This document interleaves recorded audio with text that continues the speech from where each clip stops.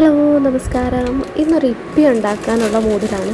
അപ്പോൾ അതുകൊണ്ട് തന്നെ വെള്ളമൊക്കെ ചൂടാക്കിയിട്ട് ഇപ്പി ഉണ്ടാക്കാനുള്ള പുറപ്പാടിലാണ്.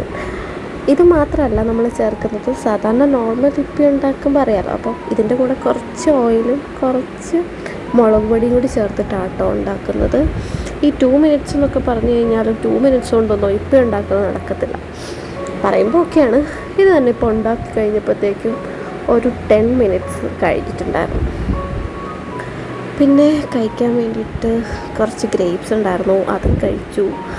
അങ്ങനെ ആട്ടോ ഇന്നത്തെ വിശപ്പ് നമ്മൾ മാറ്റിയിട്ടുണ്ടായിരുന്നത്. അപ്പം വേറെ ആരും ഇല്ലാത്തത് കൊണ്ട് തന്നെ അതിൻ്റേതായൊരു ഫ്രീഡം നമ്മൾ റൂമിൽ എടുക്കുന്നുണ്ട്. എനിക്ക് കൂടിയും ആൻറ്റിയോട് പറഞ്ഞിട്ടുണ്ടായിരുന്നു കുട്ടികളൊന്നും വരുന്നില്ല, അപ്പോൾ ആരെങ്കിലും ഉണ്ടെങ്കിൽ പറയണം എന്നൊക്കെ. ആൻറ്റി എന്നോട് പറഞ്ഞു. ഒരു 2 ഡേയ്സ് കഴിഞ്ഞപ്പോഴത്തേക്കും ആൻറ്റി എന്നോട് പറഞ്ഞു, പുതിയ പിള്ളേർ വരുന്നുണ്ട് കേട്ടോ, 2 പിള്ളേർ കൂടി വരുന്നുണ്ട്. ഒരു രീതി പറഞ്ഞപ്പോൾ സന്തോഷമുണ്ടായിരുന്നു, പക്ഷേ വേറൊരു രീതി കേട്ടപ്പോൾ സങ്കടവും തോന്നി.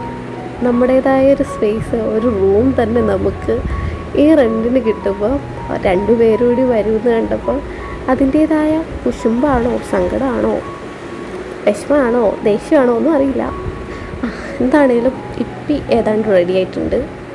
അപ്പം ഞാൻ ഈ കൺസിസ്റ്റൻസിയിലാണ് എടുക്കാറ് നോർമലായിട്ട്. എനിക്കിഷ്ടമായി.